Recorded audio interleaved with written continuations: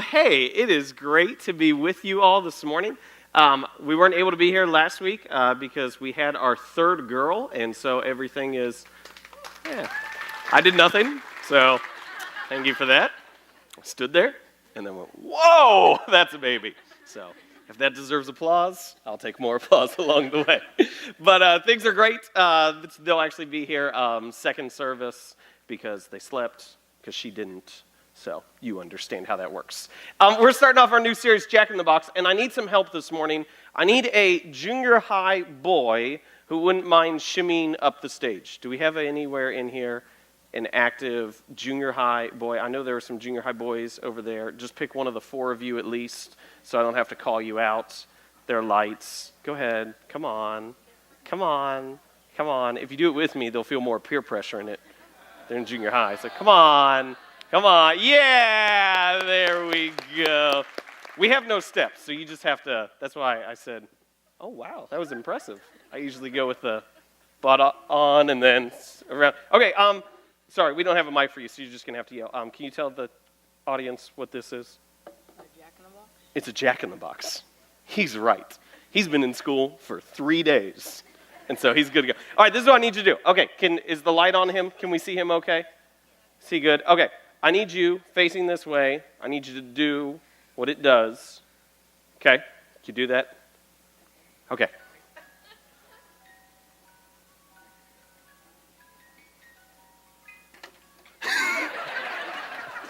Let's do it again. That was great.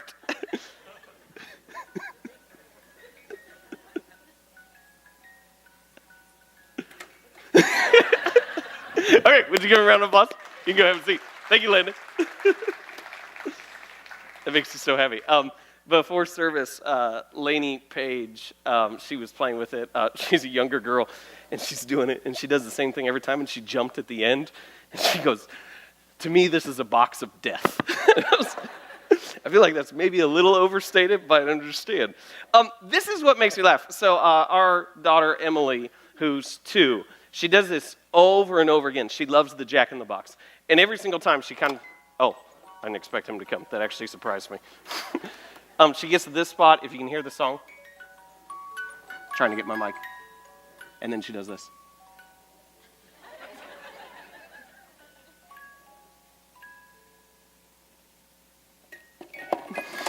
And it's like she's got to work it up in here to actually do it. But the humorous thing to me is when we actually do the Jack in the Box, it comes at the same time, right? Every single time, the same thing happens at the same point in the song. And yet we still jump and we sound shocked and things like that. And I just want to use that kind of as a metaphor for the thing that we're going to talk about the next 3 weeks, because we're going to spend the next 3 weeks talking about temptation and the temptations that we face in our life.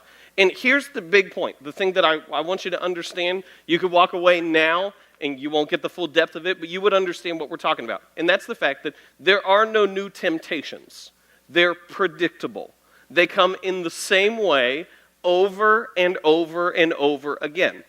And I think this is really, really important because when we hear stories of people who fail, people who fall, people who succumb to temptation, people who fail morally, and when we have our own stories of how we fail, how we've messed up, how we've sinned along the way, we always want to act as if this is this incredibly unique, incredibly strange thing that just the right set of circumstances and situations happen to converge on us at this one point in time that led us down this path that otherwise we would have never gone down.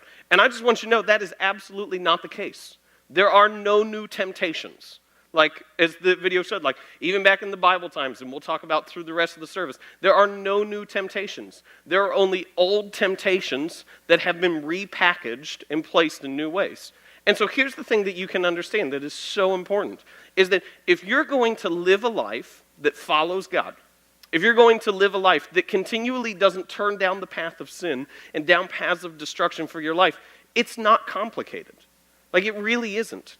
And I've had before in my life growing up, not lives, I don't have split personalities to be clear. In my life growing up, I've heard people just these paranoid Christians talking about it, as if the sense And it's usually in this vein, and maybe you've heard it before, the type of like, the devil is out to get me.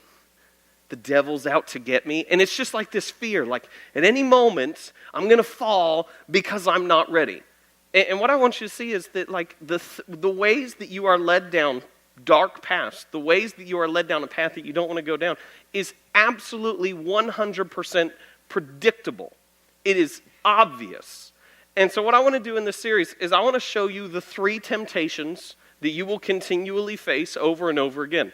I was originally going to say it as the only 3 temptations that you'll ever face, because I really think almost every temptation could be put into these 3, but I was afraid that you'd have like the one person who would like, oh, I'm going to find the new temptation, and they just like go out down the path, and then that just wouldn't be a healthy thing. So the main 3 temptations that you will face for the rest of your life. And here's the important thing. If you're here today and you're a follower of Christ, then this is important to you because when you choose to follow God, you choose to turn from a life of sin. Now, if you're here today and you're not a follower of Christ, you don't know what you believe, you don't know if you believe, you have no idea why you're here, any of those reasons, this is still incredibly important for you.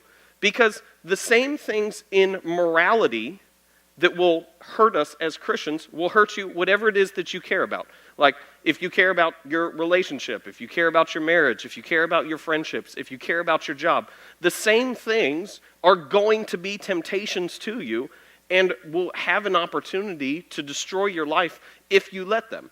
So this is something that, like, if you're a follower of Christ, it takes on a spiritual nature that has to do with our obedience to God and our relationship with God and not wanting to fracture that. But for all of us, this is incredibly important and incredibly significant because it's how we keep from living a life that will end up destroying us. So this is what I want to do today. We're going to start in the first part of this passage, which is, if you have your Bible with you, we're going to be in Matthew chapter, I believe it is 4. Let me check just to be sure. Yeah, Matthew chapter 4. And we're going to look at 4 simple verses and how Jesus faces temptation.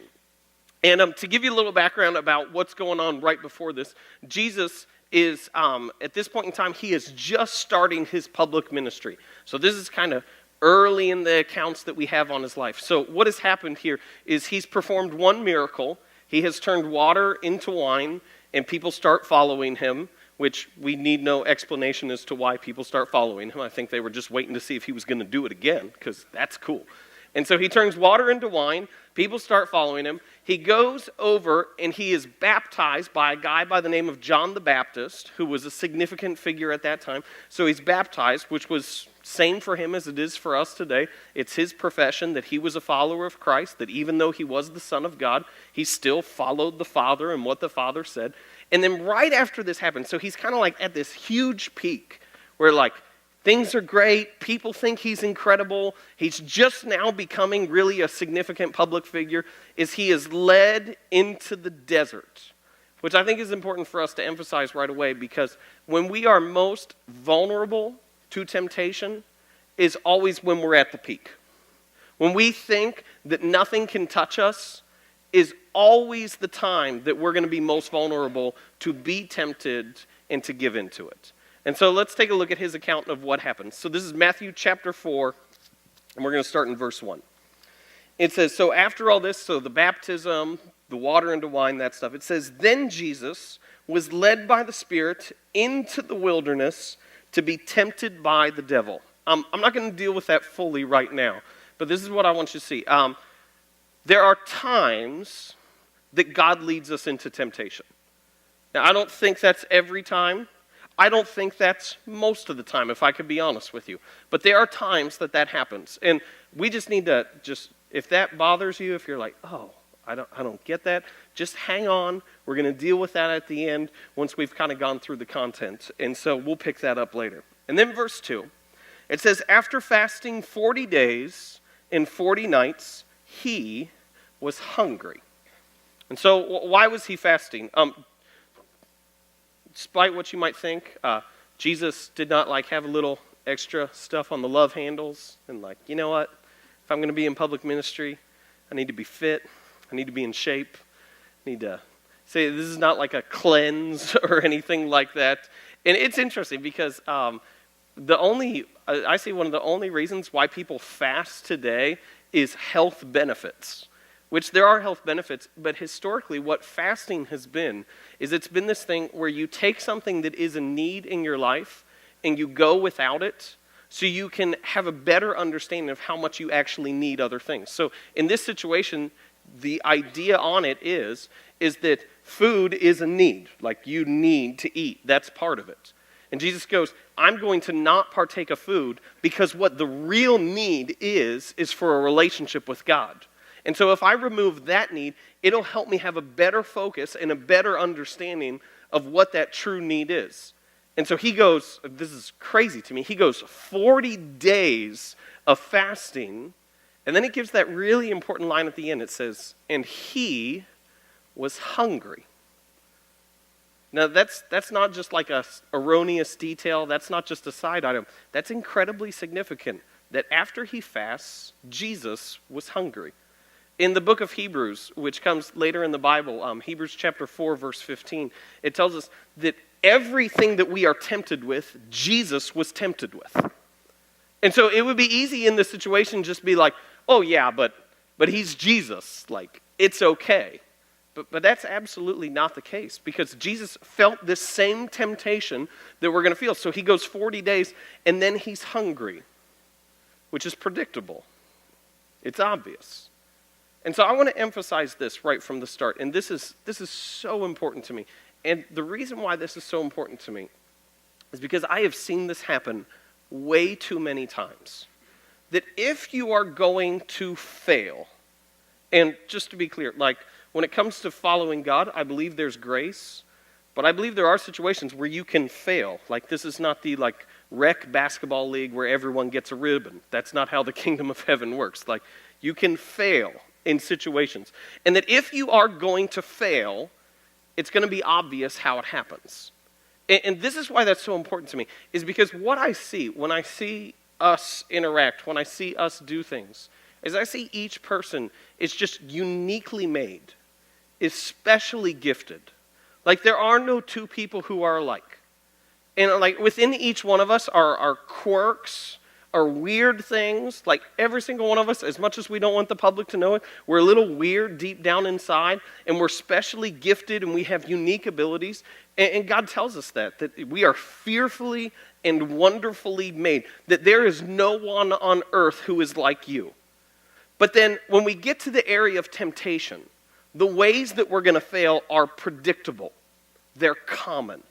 I don't do a lot of counseling, but I have done enough counseling over the years that this is what happens, is I'll sit, and this is why I say I'm not a good counselor, and this is why I don't seek out counseling, is because good counselors are like, well, how do you feel? And I'm more of the, well, this is what you should do, which doesn't always work well in that dynamic. But this is what happens. Someone will sit down with me, and they'll start telling me their story. And then I'll finish it for them. And it'll start with something like this. Well, I was doing this, and I was at work, and these things were going on, and I'll just fill in the blank. Okay, and then you did this. And then you did that. And then you cheated on this. Or then you cheated on your wife. And I'll just go down the line. And people will be like, how did you know? It's like, I'm not psychic. Like, there's no prophecy. There's no special word here or anything like that. It's because the patterns in which we fail are predictable. They're obvious. And what's happened is over the years, I've just heard enough people's stories to know that if you have these dynamics going on, you're probably going to go down this path. You're probably going to struggle with this situation. And so what happens here in this moment, and I know this is a lot before Jesus has even been tempted, but what happens here within this moment is we trade what makes us unique to go down a path that's common. And so my plea with you, just from the start, before we get into any of the other stuff, is do not trade what makes you unique, what makes you significant, for a path that anyone else could go down, and many have to their destruction. This makes me think of, this is kind of a funny story. Years ago, when I was at another church as a youth pastor, we were trying to teach this idea to the students, and there's a verse in Proverbs that we went off of, but it was about the idea that it says, basically, the roadway to hell is paved with many, is kind of what the verse says. And so we had this idea, and it was a bad idea, okay? I just say that from the start. I've had many of those over the years. But I had a couple students come to me because I had a student teaching it, and he goes, well, I think we should play Highway to Hell. And there's a filter that your decision should go through, and often the decisions just bypass the filter for me. So he's like, we should play Highway to Hell. And I just went, that's a great idea. And so how it worked is all our students met in this room, and then kind of like all the older people had a Bible study in the back. And when I say older, I'm saying that not just as a description of age, but spirit, if you understand what I'm saying there as well. And so we're all in kind of the main room, and the band gets up and they start playing Highway to Hell. And I see like all these old people like just looking in the windows like this, and I'm like, oh, this is probably bad. And then the worst part was when we hit the second chorus, all the students started singing along, and they started pumping their fists, and I'm like, this is bad. This is bad.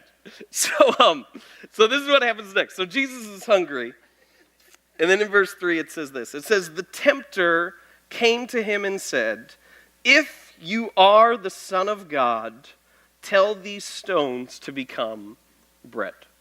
The actual better translation for this is not if, but since.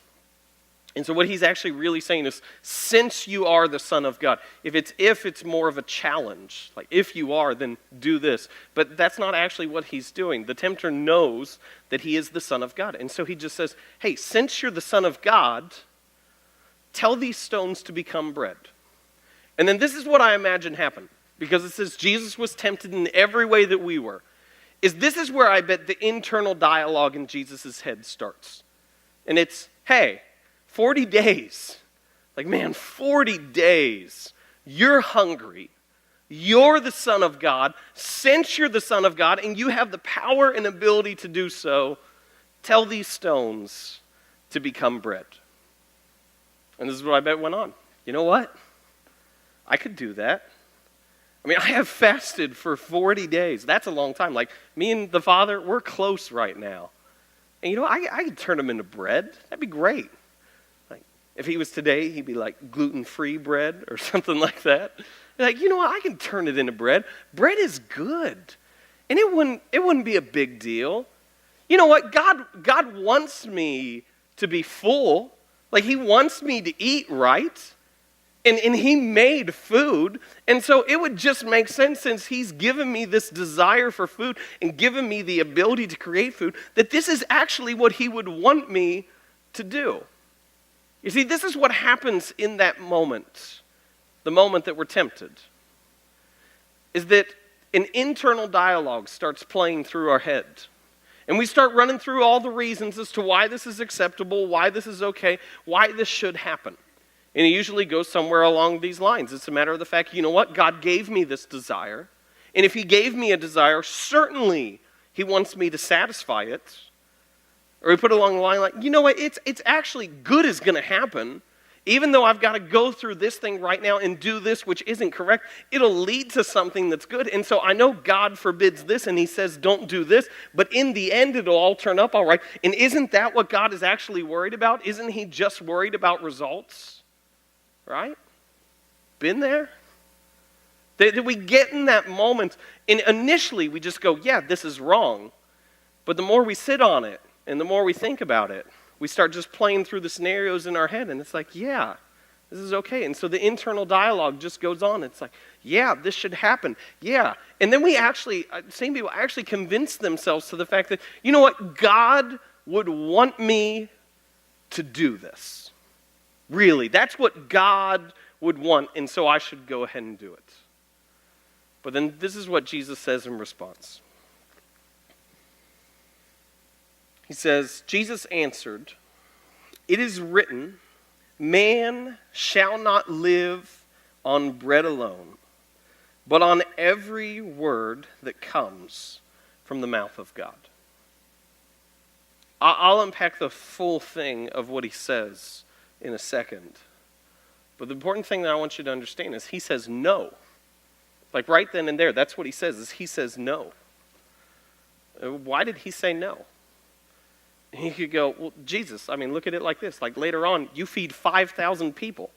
You fed others. Why wouldn't you feed yourself? Like, we have the story of years and years ago of when you fed the Israelites who were in the desert and hungry. You're in the desert and hungry, so if you fed them then, why wouldn't you feed yourself now? We see another story that's really weird later on in Jesus' life where he's walking past a fig tree and wants food, and there's no fruit on the fig tree, and so he curses it and it dies. And so like Jesus is for eating.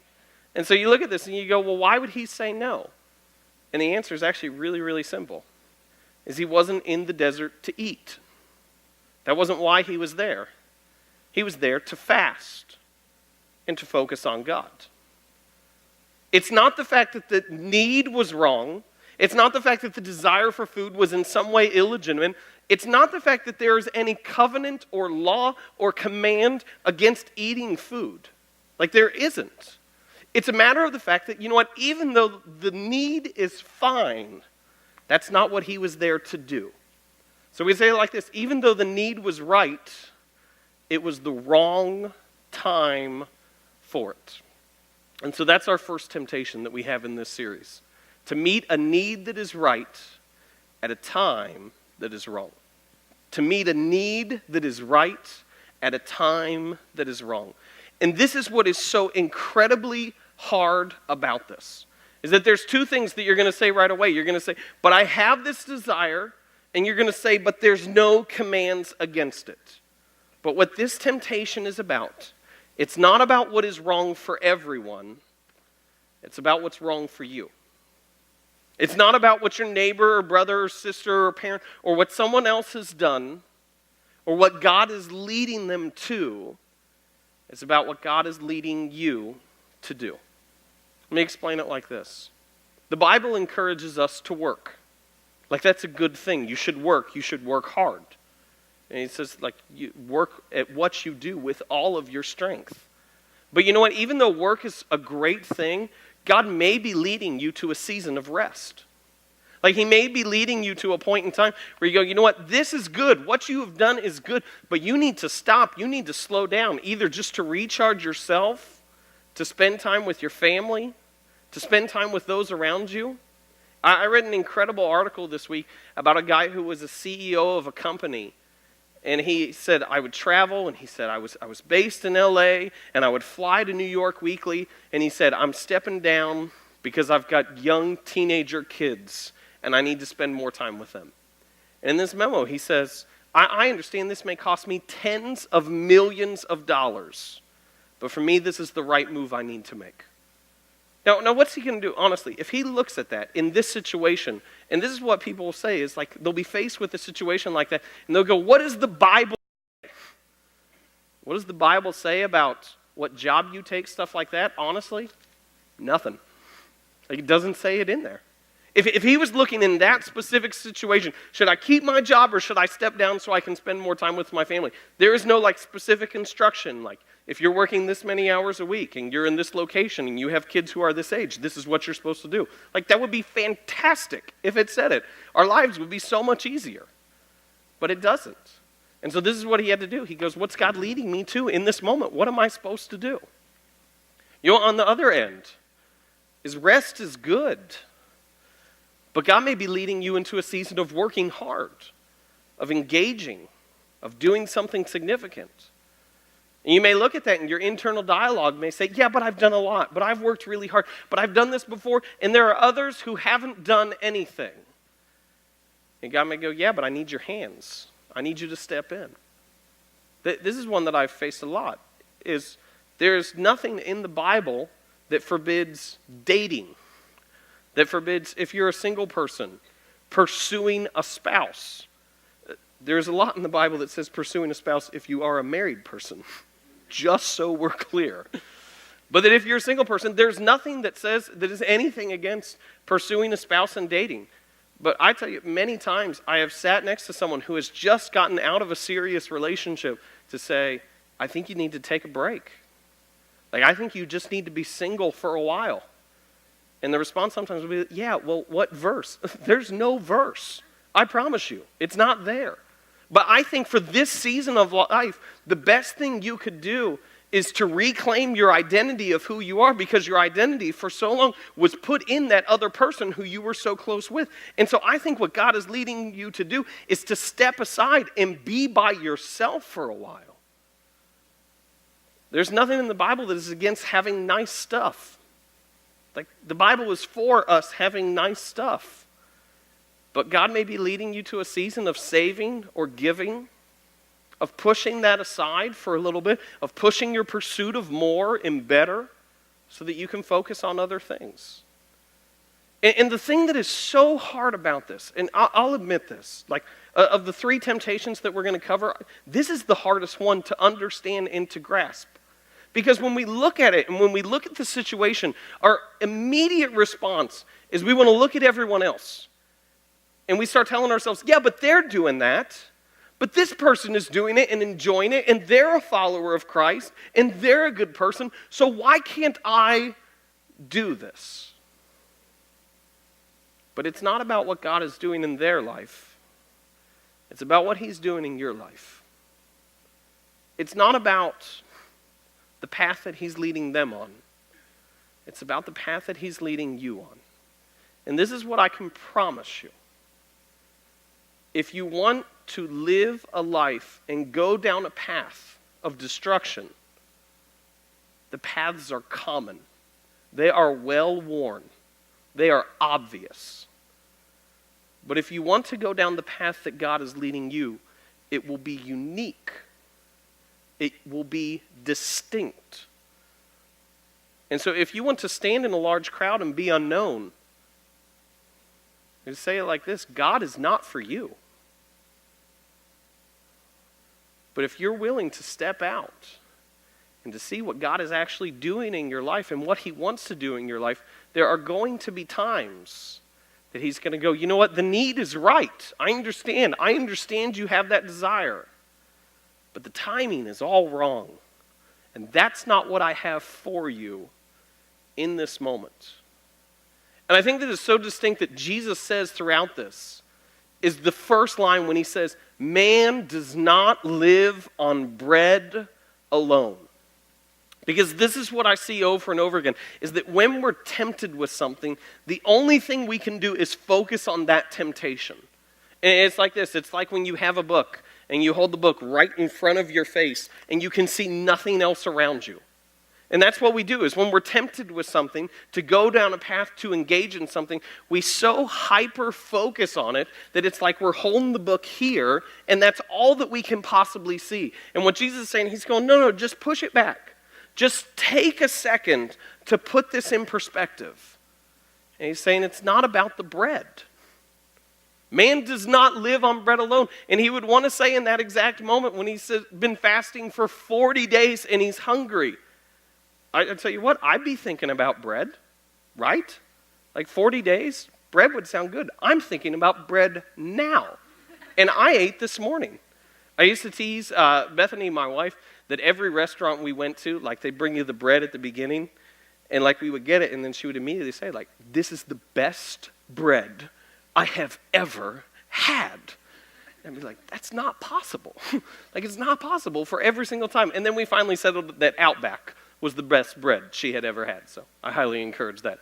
But that's what we do in the moment, is we put the temptation right in front of us, and that's all we can see, and that's all we think there is. And Jesus goes, no, I have more for you. I have more for you than just this moment. And so why would He be led into the desert? Why would the Spirit let Him go through this? And let me explain it like this. One of the best inventions in our architectural history is the arch. The arch became popular in the first century as part of the Roman Empire. And what it enabled them to do, the unique design of the arch, is it enabled them to build these giant halls. Because up until this point in time, with the materials they had, they could only build small rooms. They could only build small houses because they had no way of supporting the ceiling. And so they tried to do pillars throughout it. They tried to do all these different things. But the structure just wouldn't stand up underneath it. And so around the first century, they came up with this invention of the arch, which now allowed them to just kind of put all the weight on the arch and build these huge open expanses. And so they built these great coliseums and halls and bridges and all these other different things using the design of the arch. But the interesting thing about the arch is what makes it strong. You see, if you only have just the arch, if that's all that is there, is just the individual structure of the arch, it's not strong at all. In fact, if you had a structure that was just that immediate thing, you could very easily go and push it over. What makes an arch strong, or if an arch is weak, how you strengthen it, is you increase the load that is on it. Well, that's fascinating. In order to make the structure strong, you have to increase the load that is upon it so it can stand. And I think that's so important for our faith. Is that how do you know you're going to follow God if you've never had the opportunity to disobey? How do you know that God is really the one who you are standing with if you've never had the opportunity to go down a different path? Now hear me very clearly on this. It is not your role to seek out these paths. And I'm very, very serious about that. It is not your role to put yourself deliberately in compromising situations so you can see where you stand. They will happen anyway. But I believe that there are times that God leads us into spots where our allegiances and our faith will be tested. That's what temptation means, to test. And in that moment, it is not a burden, which is what I've heard so many people say, oh, I'm just being tempted. And they act as if it's just this crazy weight that they carry and burden. And what Jesus is actually showing us in this moment is the complete opposite. He's saying that every time you are tempted, you are having an opportunity. And within that opportunity, you can prove, you can test, you can see where your faith really lies, who you really trust. We have this epidemic in our culture today. And understand, I believe in grace. I believe we all fail. I believe we all fall. I do. I have struggles. I have mistakes. I have things that I screw up. And I understand that. But we have this epidemic in our culture of people who claim to follow Christ, yet give zero effort or desire to actually follow Christ with their lives. And I don't understand it. Because the reality is that if you are trusting God, if your faith is in God for eternity, then your faith in God should also be for how you live your life and the things that you go about. And so it is impossible to say, I have faith in God, and then deliberately, repeatedly, over and over again, walk down a different path. You see, what happens in that moment that you are tempted is an opportunity to see where your faith really lies and to strengthen the faith that you have. Now that we've said all that, let me say this. If you're in a spot and you've been tempted over and over again, and you have failed, God welcomes you back with open arms. He welcomes you back with open arms. If you look at the story of your life and all you see is sin and destruction, He doesn't come to you like I have to my kids when I'm at my worst and go, really? Again? Are you kidding me? Now, those words aren't in God's vocabulary. When you come to Him with your failures, He immediately forgives you and then beckons you down on a path that is right. And so my encouragement to you today is wherever you are, whatever you've struggled with, whatever path you are currently on now, see the temptations in your life as opportunities to follow God. And do not be tempted to meet a need that is right at a time that is wrong. Let me pray for you. Father, as we are all gathered here today, and as we talk about this and go over this content, my fear for us is that we're going to have no idea what that actually looks like in our lives. But Lord, I pray this, that for each one of us, that we would seek you, that we would seek you, that we would seek what your will is for our life, that we would, in normal circumstances and difficult circumstances, seek what you're leading us into. That we would, through prayer, through reading your word, and through the counsel and advice of others, discern what path you are leading us down. And Lord, as we face those temptations along the way to do things that you are not currently leading us to, my prayer is that we would have the perspective, that we could pull the book back from our face and see the bigger picture, that it's not just about the bread. It's not just about whatever we're going through, but it's about what you are leading us into. And I pray this in the name of your Son, Jesus. Amen. Hey, we wanted to give you, with all this going on, all that we've talked about, we wanted to give you kind of an application point of what it kind of looks like today and the dialogue that could go on about our temptations. And so with all that said, let's take a look at this.